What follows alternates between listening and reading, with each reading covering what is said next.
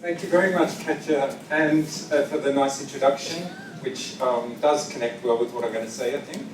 And thank you to the conference organisers for the invitation. I've been in Copenhagen since early April, and obviously I haven't managed to learn Danish in that time, but the talk I'm going to give today is kind of Danish in the sense that it has been done, the work has been done in Copenhagen. My colleagues at the ITU may have been wondering what is Adrian doing in his office all the time. This is largely what I've been doing. So in that sense, I do feel it's part of Danish STS, even if just I'm only here temporarily. And like the other, well, the chair and the conference conveners have said, I'm really pleased to be part of the program. The program is a great program, and I hope that what I'm going to say connects to the things that you're working on. I can see some connections. I should do that as well, should I? Okay. Right, actually when I started in early April, there were 192 million events I was going to be looking at, but since then there's been another 20 million, so now it's 207, so it's going to be slightly harder.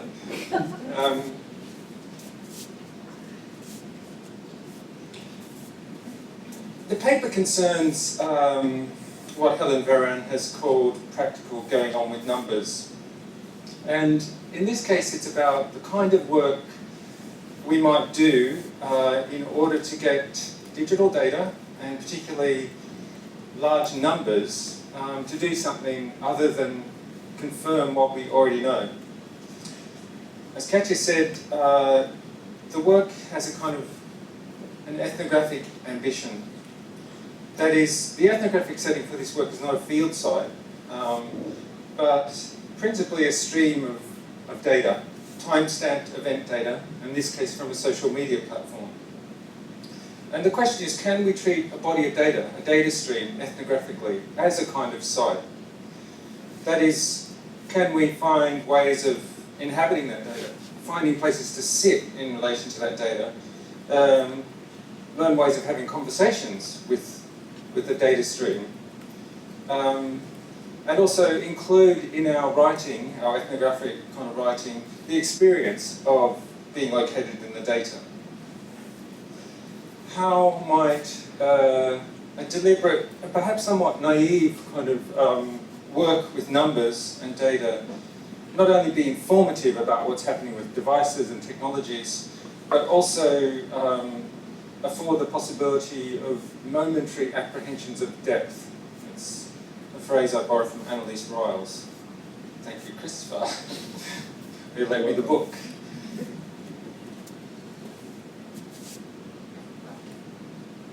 So it's about making numbers, the kind of work needed to do to make numbers work. So I want to show you some of the data stream.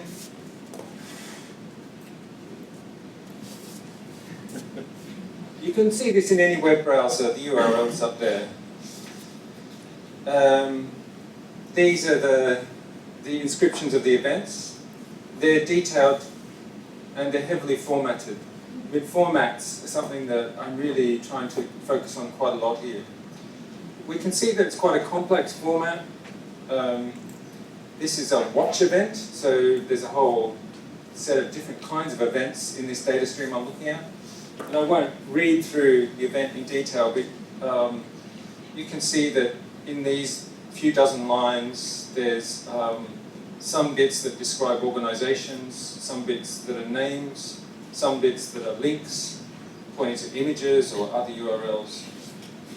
And this is a watch event, which is one of the simplest kinds of events in the data stream that I'm looking at. It's an event that occurs when someone says, I want to follow what's happening on this site. There are much more complicated event structures, which start to get harder to look at. For instance, this event structure, which is an issue comment event, is hard to show on a slide. Those last three screens are all part of one event. this one issue comment event, which is about someone making a comment on an issue on the platform. So I'm not going to look at this in any detail. Instead of 24 lines, there's a couple of hundred lines here for one event.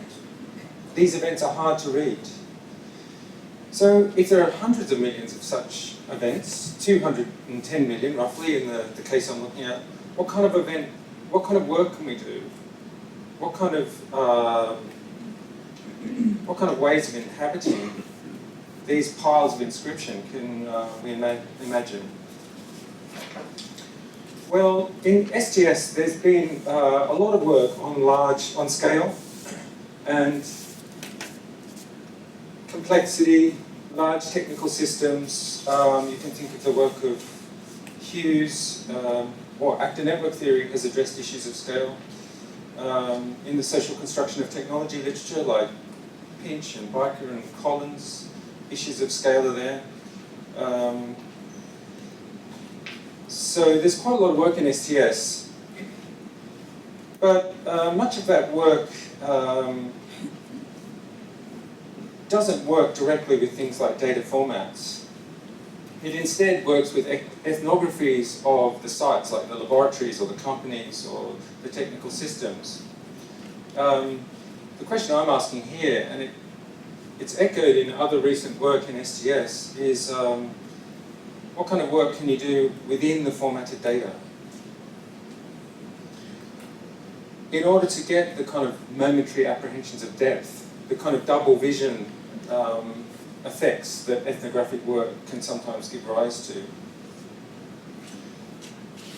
Well, I've got, I guess, one way of talking about that comes from Noortje Mares and Welter Freder's recent work on liveness in methods. And as you can see from the quotes I've put up there, their suggestion is that we should work between the formatting of the data and the kind of objective analysis, which might be some social practice. We should look at the tensions between the way in which the data is formatted and the social processes which pass through and sometimes overflow the formatting of the data. We should look at the device-specific formatting of the data, as well as what overflows the formatting of the data. And that's the approach I think I'm trying to pursue here. So now I want to tell you a little bit about the actual data stream and its events, well, the platform it comes from. My case study is, you might have already seen it in the data, is a particular social media platform for software development called GitHub. It claims to be the largest code repository on the planet. I'm not sure whether you can read the text there, but it has, what's on this platform,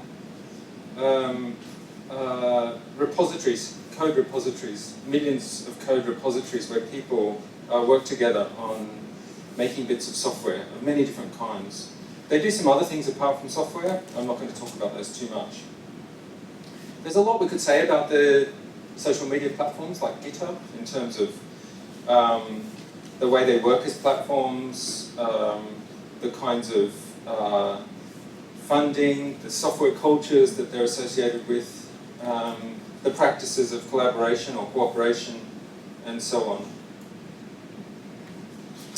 The main thing I want to talk about is the way that GitHub itself works with its massive data stream. Well, one thing it does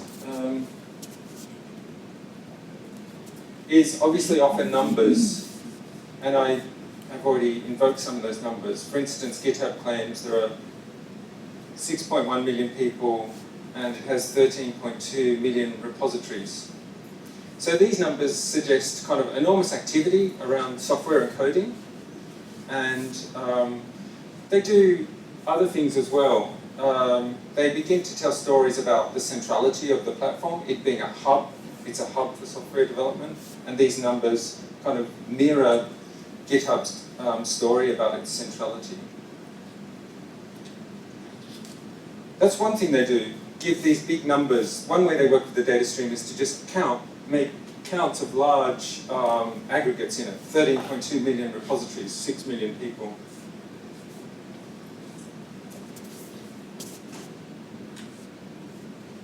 Another thing they do with their data stream is select kind of exemplars from it, representative examples,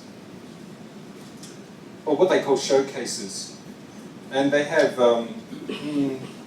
dozens of kind of exemplary projects or repositories on the platform that they use to tell stories about why GitHub is so important, why it's the biggest code repository on the planet. And then the final thing that the platform itself does from its data stream is provide a lot of visual kind of data analysis of individual repositories. So they move, here is the graphic for just one repository which shows who contributed what over what time, and there's various different kind of graphics that you can look at that show activity on one repository.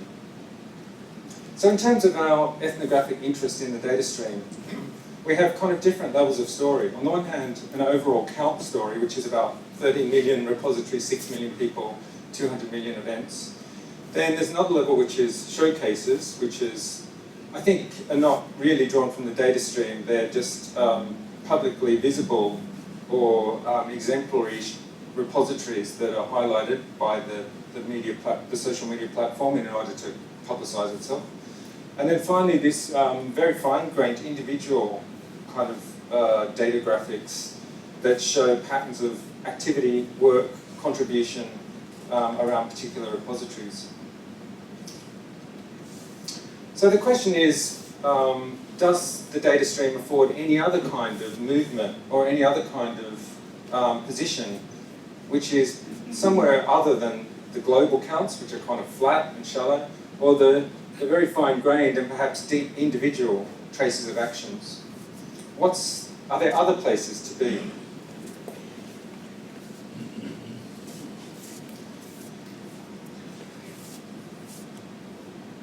It was implicit in what I showed you earlier when I showed you the event, the data stream, that the data stream is published. The publication of the data stream is something we shouldn't take for granted. It's a common feature of many kind of technological systems or code-based systems today that they publish data. They publish it for various reasons. Sometimes they publish it so that other people will do things that enhance the platform, build new applications with it. Sometimes they do it to augment or mirror the platform in various ways. So the publication of the data, I think, is a really significant, publication of the data stream is a significant feature of the material here. What happens when the data stream is published? Well, one thing people do in response to the publication of the data stream is to begin to archive it. So publication feeds into archives then. And here, the GitHub archive, which is not part of the GitHub platform, it's independent of that, archives all the data from GitHub. And I think this too is common with social media platforms. Again, the ambitions to archive this data are kind of explicit. The ambition is to archive it and make it easily accessible for further analysis. So in a sense, the data stream here is being offered in an archival form in order to afford analysis, and that presumably would include us.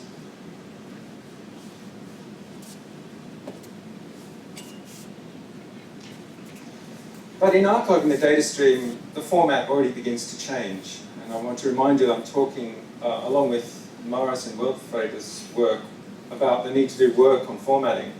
When the data is archived, the format changes in some ways. So the data is archived on GitHub Archive, but it's not surprising that it's also then reformatted on other platforms and devices. In this case, a Google cloud computing service called BigQuery. So all of the GitHub archive data is available through Google BigQuery. and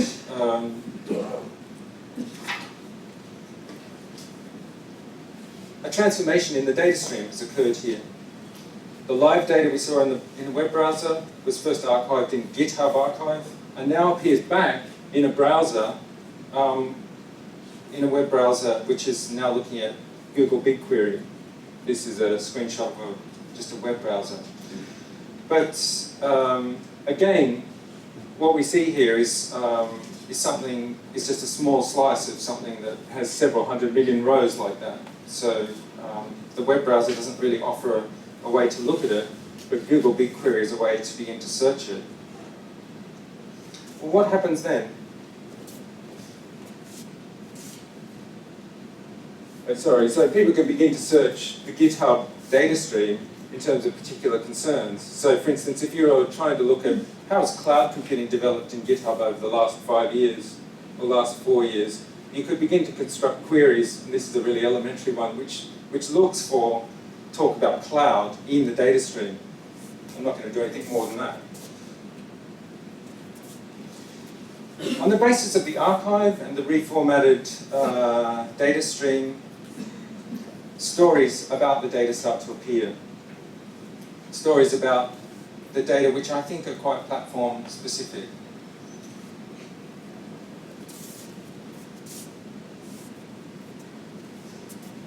First of all, GitHub itself organizes data challenges. These are quite common around contemporary data streams. The data is made available in some way, and then the challenge is to do something with it. And in response to these data challenges, it's interesting to see what work people do on the formats, on the data formats. Again, the data challenges have occurred more than once, maybe annually. Again, this emphasis on what stories will be told, and the challenge to produce stories from the data, which is a challenge I'm kind of a bit susceptible to, but I'm interested in what people are doing with it, what other people are doing with it. One thing that happens is that it's hard to read this, and it's just a screenshot of what of a project called the Open Source Report Card. A use of the GitHub data stream that won prizes. It takes all the data from the archive and builds a kind of model of similarities between people who participate in GitHub.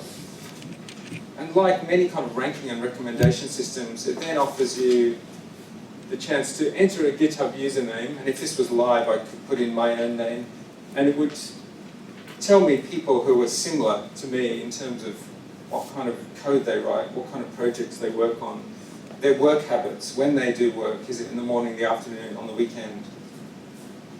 So extensive mapping of individuals and their contributions and their participation occurs. Geographies, there's much mapping of geographies of coding work that comes out of the GitHub data stream. And again, this is really common in contemporary data streams, that people try and take a media platform and show its geographical distribution.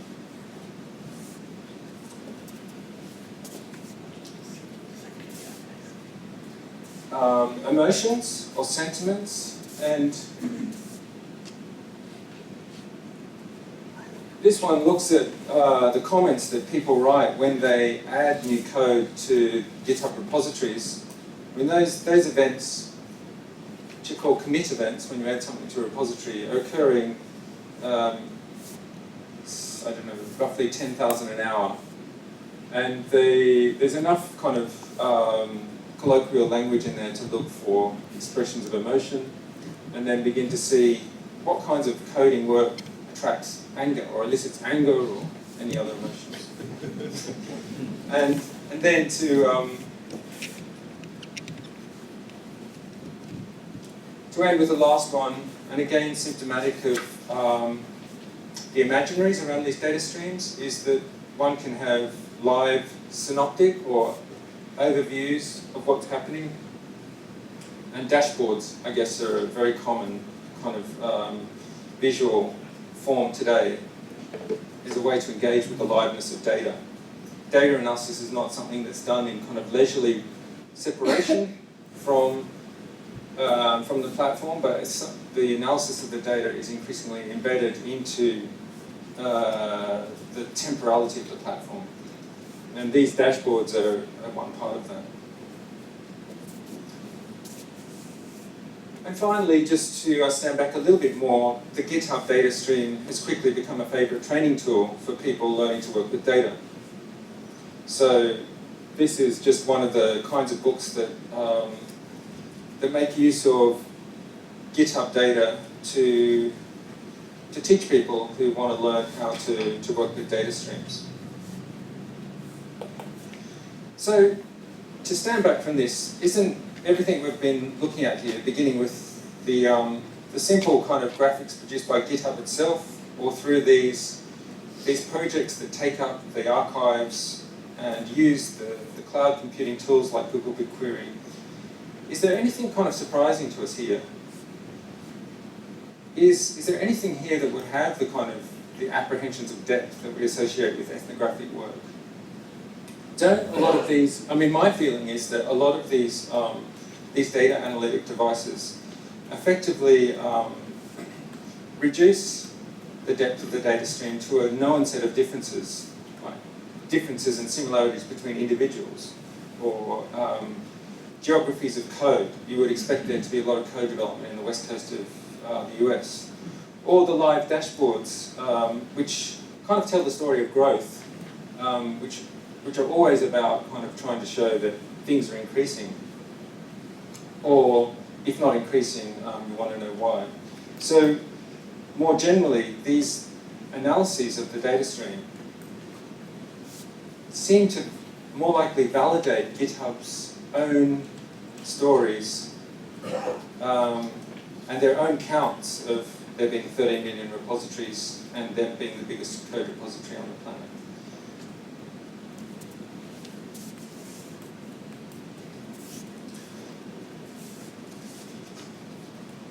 As an alternative to what I think is somewhat reductive in these ways of working with the data stream, I want to suggest some ways in which we might work against the formatting of the data. And the one possibility, the main possibility I focus on here is thinking about the role of names in the data stream.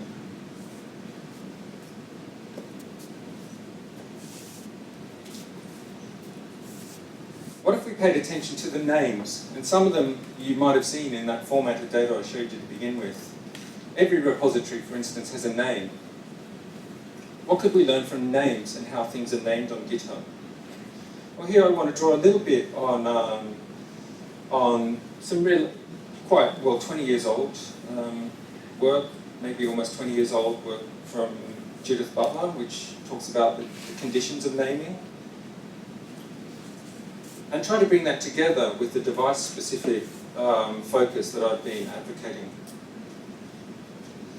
I won't do too much with the Judith Butler, but I'll just highlight a couple of points in this quote here, which is actually quite complicated in many ways.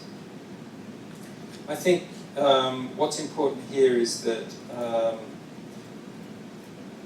names involve a mode of address, and naming kind of can occur in different modes of address. Some naming is kind of much more power-laden than others. Some forms of naming are much more valuable than others. And I guess those aspects of value are reflected here in Butler's talk of coinage. Coinage which kind of has a value sense as well as a linguistic sense. I also want to point out that there is some recent work in STS that I came across too, which I think is highlighting kind of the desirability of focusing on names and the flow of names in collectives from Gisli Carlson, which is coming out this year, I think. Butler then asked us to think about the general conditions of naming in terms of acts of offering or imposing or giving, and in terms of modes of address, and in terms of forms of value. So here's just a really brief sample of some names from GitHub. you can see that they are both generic kind of names and proper names mixing here. There are different degrees of properness or ownership in these names. Some bits of the names refer to well-known platforms and devices such as Google or Facebook. Sometimes the names are referring to practices or techniques or such as Perl or mining or monitoring. And sometimes there's personal or organizational names here as well. Sometimes names are incredibly kind of distorting.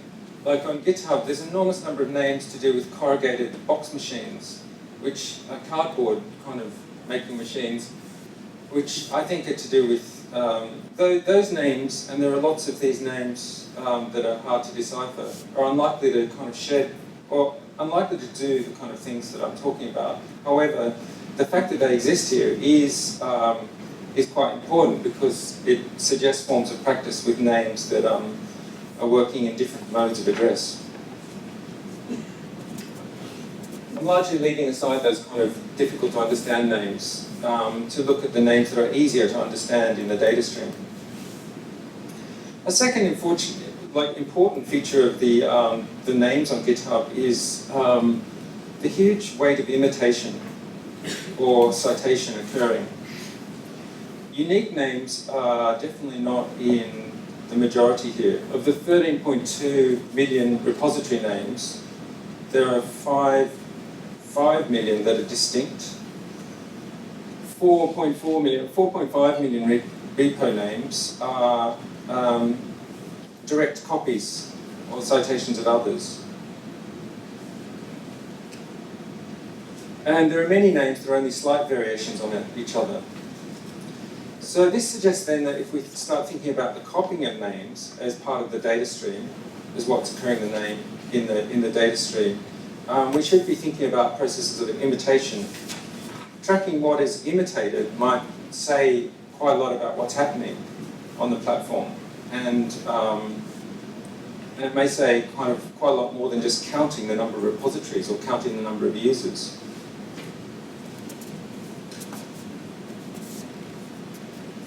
What I want to suggest is happening with this copying of names is kind of in this quote at the bottom, which comes from the philosopher Moira Gatens and Genevieve Lloyd, when they suggest that incorporation into collectives involves affective imitation. So what I'm saying is when repository names are copied or imitated, people are not only copying code, and that happens a lot, but they're participating in a process of affective imitation. That's a process of incorporation into a collective. The simple act of copying a name by either forking a repository or forking a repository is copying the whole repository over into your space. These are kind of like points of incorporation. They attract different amounts of time and effort. Sometimes people just copy something and don't really do much anymore.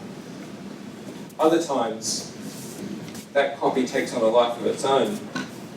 So this graphic, which comes from the totality of the GitHub data that we have access to, begins to show some of this. I'm not going to talk about it too much, but what I want to show you is that on the left is a huge number of repositories that have very few events in them. That is, somebody makes a repository, they name it, and they may bring it into existence simply by forking an existing repository, that is, copying it over. And those repositories really constitute a huge proportion of the GitHub 13.2 million repositories. So this copying or imitating process generates the high counts, the high repository counts. In the middle, there's a set of repositories that have maybe up to 100 events in them. And then you have some repositories out here that have thousands of events occurring in them. So that diagram, which kind of shows you that distribution of names, suggests that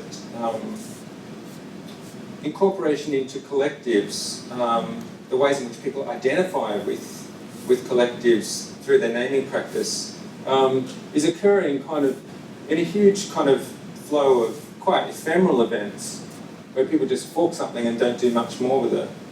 And then occasionally there are kind of much more centralized and long duration patterns of events on this side.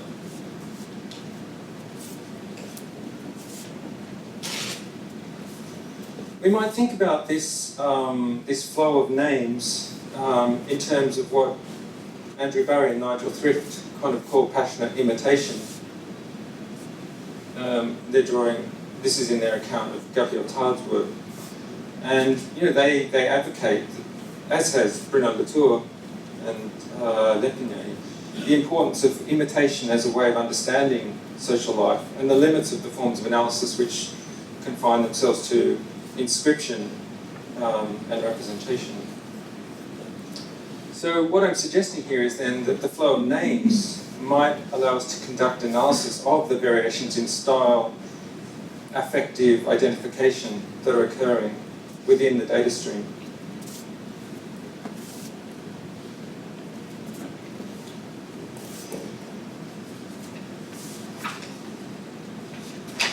The second thing that the attention to names might do is begin to differentiate the whole platform aggregate into more domains. All the uses of data that I showed you from the data challenges or from GitHub itself really don't attempt to distinguish anything about what software is being developed for. It's almost as if, on the one hand, the claim is that software is the most vital kind of object in contemporary technological innovation. If you're not doing software, you're not doing technology. But on the other hand, all those uses of the data made no attempt to say, where is software being developed, for what? Where are the patterns of activity around the development of software? Are people concentrating on servers? Are they working on web front ends? Are they working on graphics? Are they working on data analytics? None of that was present there. And it's because the format of the data stream itself offers no help with that at all. As kind of social scientists or humanities researchers, the domain of what we study is incredibly important to us, and the data format affords nothing on that. It's only something like the unformatted characters, attributes of the data, such as names, that begin to show us something of that.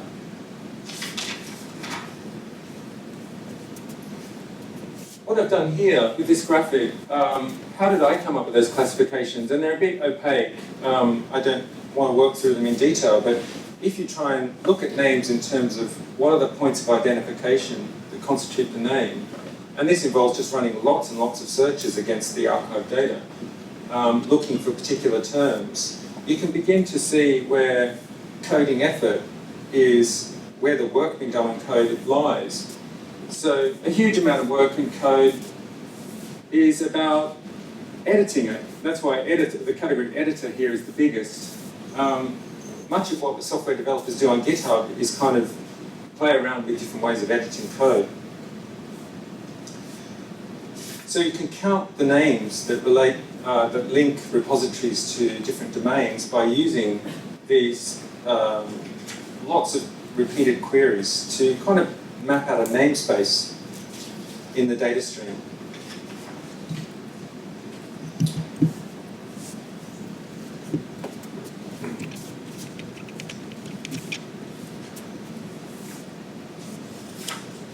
So to show you that in a little more detail, for instance, this is the kind of queries that are running against BigQuery that kind of combine huge numbers of possible terms that relate to social media in this case, to show which repositories have some kind of attachment to social media platforms, such as Wikipedia, LinkedIn, Twitter, so forth. And those queries kind of lead to lots of repo names that have some connection to the particular domain, in this case, social media itself. But, as you can even see in those examples, sorry, on to the next one. The domains themselves aren't separate at all. These domains are the kind of product of well, I guess my attempts to kind of differentiate bits of software. But the domains themselves overlap with each other. And this kind of heat map diagram begins to show you that, well, there are intersections and hotspots of intersection between different kinds of coding work going on that we see in the data stream.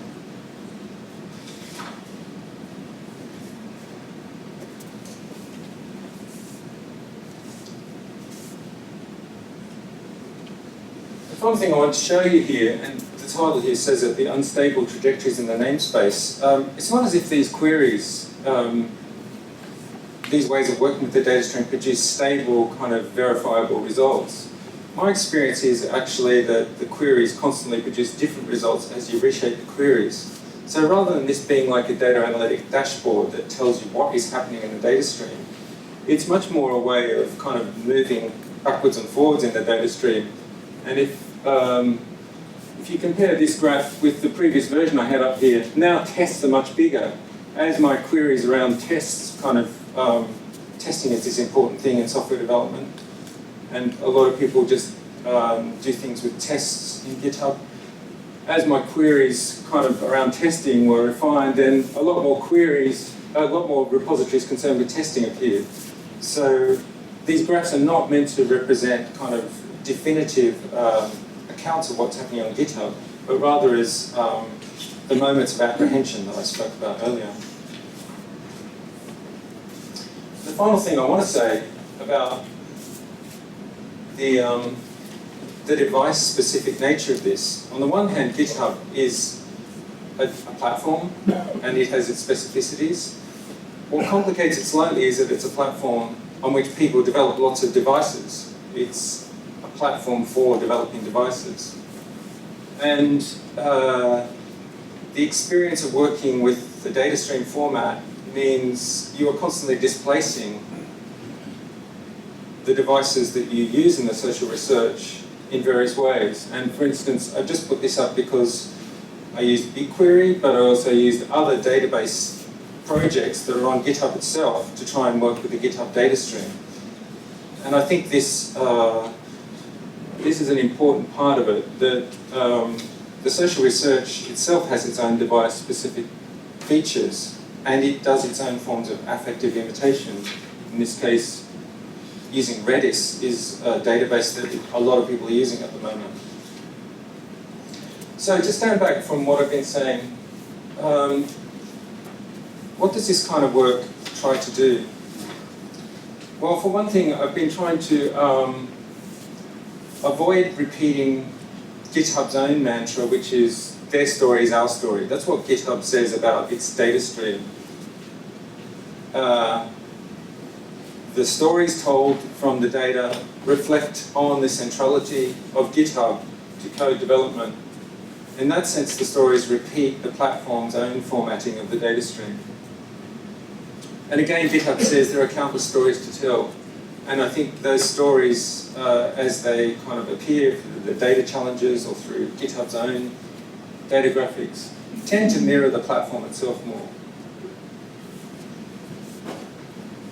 I've been suggesting instead that we should think about the data stream more and those aspects of the format that are kind of less formatted in the data stream. And just to contextualize this, well, one thing that's been at the back of what I've been saying is Latour, Jensen, and Venturina's recent work from 2012 on working with data, which I kind of broadly agree with in many ways. But I think what their formulation misses out is this question of how the data is pre-formatted to tell particular stories for particular actors or agents. They talk about the data leaving traces, the actions of agents leaving traces that produces a rich data set. But the question of formatting isn't in there. In contrast, from Helen Varan and her idea that if you want to work practically with numbers, you have to make them work and you have to do work to make the numbers work has been important to me. And one thing that I think I've been trying to do a little bit is do something she does, which is moved from numbers that are about showing how the many can all be summarized into one towards an account which shows that numbers can give you apprehensions of wholes. Numbers are part views on wholes, vaguely defined wholes. From Maris and Veldfreda, the idea that one should think about the kind of work you need to do on data formats in order to heighten kind of tensions or ambivalences between what's device-specific and what overflows the devices. A particular way I've been trying to do that, and it's, I mean, in some ways incredibly crude, but I also find dynamic in the sense that Maris talks about, is to look at the imitation, the passionate imitation of names in the data. And at times, I think we might, through that, begin to enter into a kind of more space of ambiguity or indeterminacy, and to encounter the momentary apprehensions of death, not of death, of death. There's a form of death there too, in the data stream.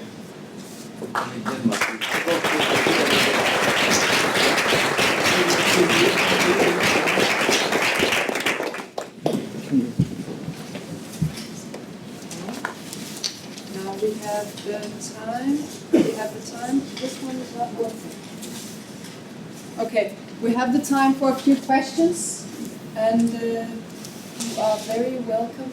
I will try to make this work, and if not, you have to shout very loudly to make it work. This one is not working.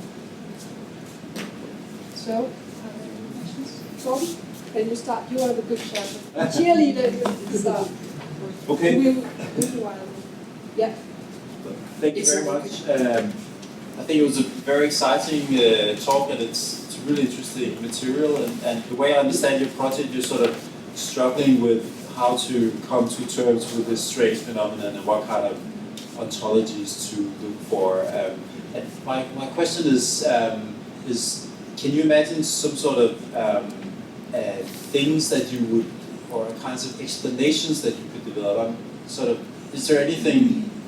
Can you raise questions such as why did this happen in this way, or how can we explain how this platform came into being, or the effects of it? Or because to me it seems like you're struggling with how to talk about the phenomenon, but that's really valid work and important and difficult struggle to find the right terms to engage with this. But I wonder if out of this comes some sort of explanatory projects of some sort. Is there You mean like an explanation of a particular, like why there's a thing like GitHub as opposed to... Yeah, I think in terms of sort of the old habits of STS would be to say, okay, how did this fact come into being, or how did this machine become stable or unstable, or how did this particular viewpoint become marginalized within this format and so on. So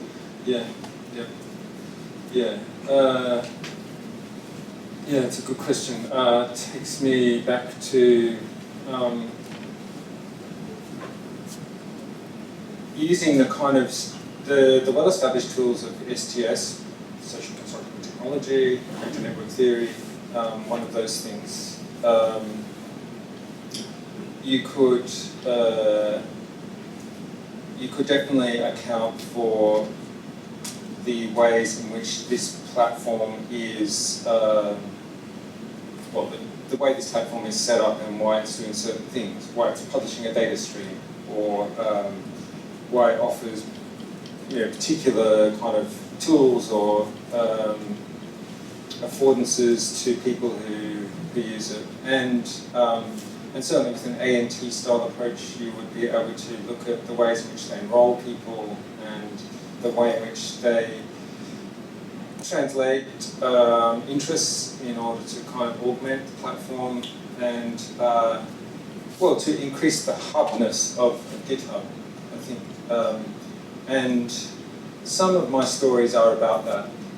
And I think when I was talking about how if people use the data archives and the data stream to tell stories, they're kind of the kinds of stories that the STS established approaches in STS would allow you to understand. You would see, oh, why do people do all this? They get a huge data stream and then they use it to look at I don't know, individual practices. In a way, I think you could give a good STS account of that. Where it would begin to struggle, I think, is with the much more open question of which, Katja put on the table for this conference, which is about how do you imagine transformations in ways of working with technologies or sciences or various situations in which our kind of work is transformed. Obviously, the overarching thing here is, the overarching scenario is what's happening with data. And I haven't talked big data at all or anything like that, but all of this stuff is part of a ferment of activity around data. And SDS actually has a long-standing set of kind of quite subterranean practices around data.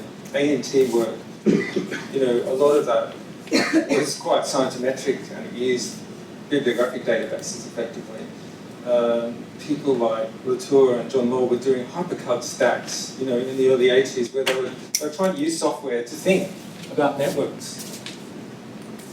I think people today, in certain parts of STS, and I guess this is the digital STS thing, are trying to think too, well, what will we do in response to these data streams?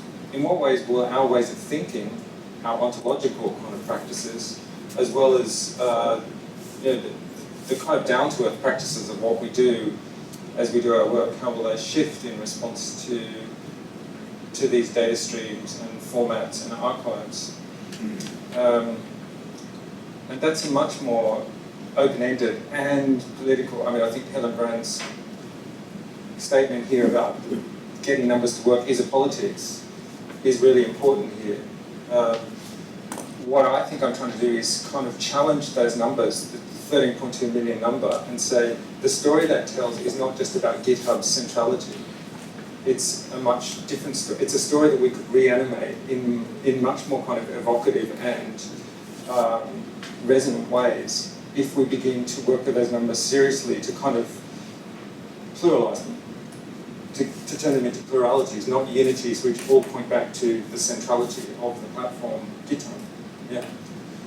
Struggling to get an answer. Okay, Adrian, now it has initiated 4 questions, so I think we will take these questions and then that will be the end before the break. And the first one is Jesper Simonsen. Thank you for an interesting presentation. You opened your presentation by mentioning that it was an investigation that you described as an ethnography into the data stream. And as I understand the data stream, it's the code from programmers around the world. So the data stream does not actually represent any data from the users of the applications, but from those that program the applications. So I wonder if you could characterize the type of knowledge from this culture or community of programmers that you think you can derive from this data stream and contrast it to, for example, other types of ethnographic analysis, like, for example, Sherry Turkle's analysis of second self users or something like that. There must be very different types of insights you get. Yeah, well here programmers are users because the programmers are users of the social media platform GitHub. So it's not as if programmers are privileged agents here. The programmers are themselves kind of seen as social media participants, and coding work is their social practice. It's a slight shift, a recursive kind of shift, because if coding work, if making of technology is a social practice overtly, that's something that STS has kind of said for a long time, that making technology is a social practice. Platforms like GitHub make that sociality of technical practice their business model. They turn coding into a social media practice. So the split between design and the centers of innovation or making of technology and the users, which are somewhere out in different domains or worlds, in this case is kind of messed up in a way, because making code or making software is itself the cultural or social side.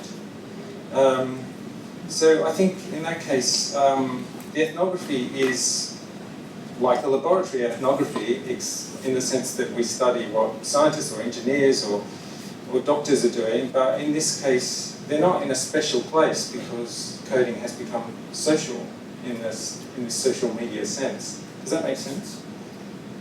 But it doesn't answer the... I'll have to talk to you later. Sorry. And then we have a question from Rachel. Hi, Adrian. Thank you, I enjoyed that. You started near the beginning of your talk by talking about paying attention to format. I entirely agree. I think it's very important, and having worked with Annelies Rals's work, she pays a lot of attention to form.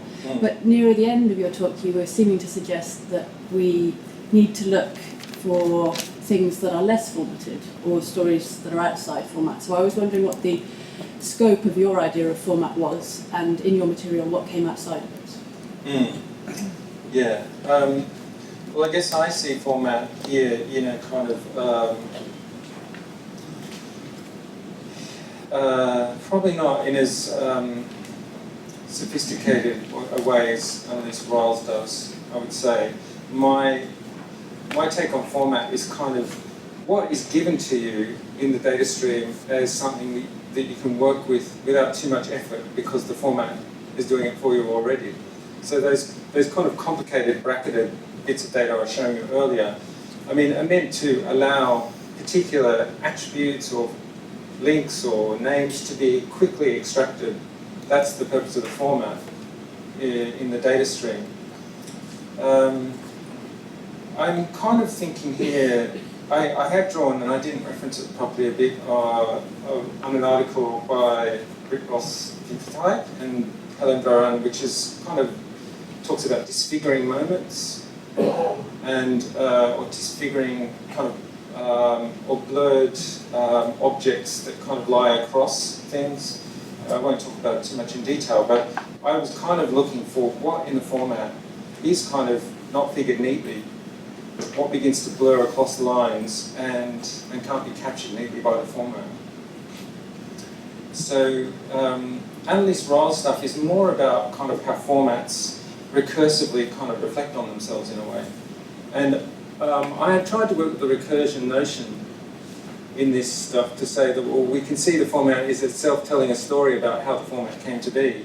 But that recursion I find less satisfactory than trying to look for the tensions between what's formatted and what resists formatting. I suppose that would be the way to differentiate it there.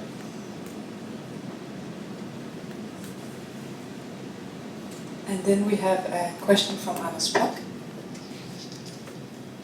If you can make this work, yeah, it's okay. Thanks a lot. That was very interesting.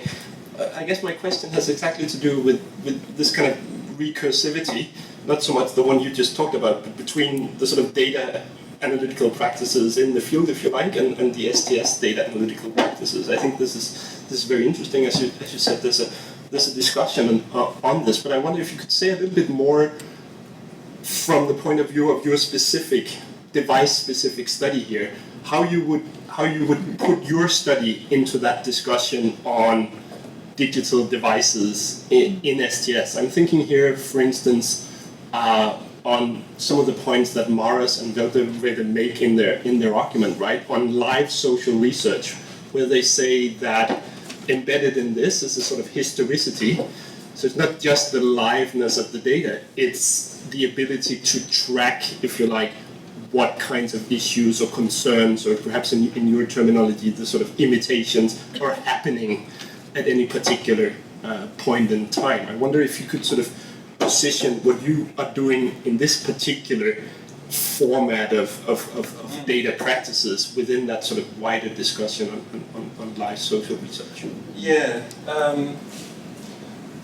I'll be honest and say that I haven't managed to kind of, I think Norche is kind of ahead of me on this stuff in many ways. So when she opens up this space about the work needed to move between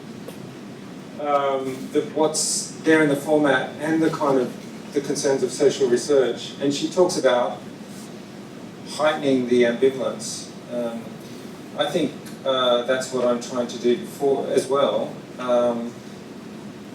I guess where I maybe have got a few different things to say is that because I'm working on this area of software development, coding, where making devices is the concern, and all these repositories on the GitHub platform are all about making devices. So there's a kind of extra level of kind of recursion there, which I don't know quite what to do with.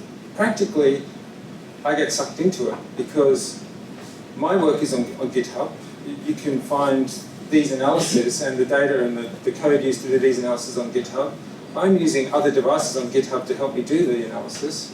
And at the same time, I'm trying to work with the GitHub data stream in the way that Maris is describing. So there's a few too many levels of recursion to kind of pull apart there, which is why I don't want to go down the recursive direction too much, because I think I'll just end up saying it's all recursive.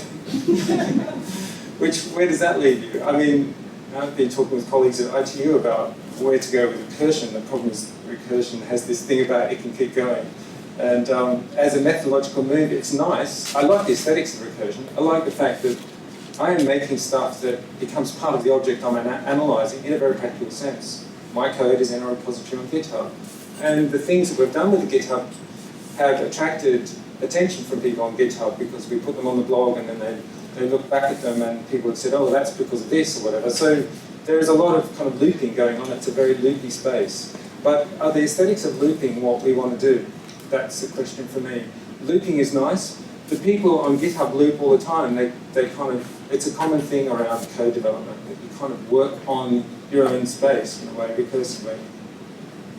I don't know whether that's a good way for STS to get really recursive. Thank you, Adrian. That was the final question, and that is nearly on time. So I invite you all to say thank you. Thank you, Adrian.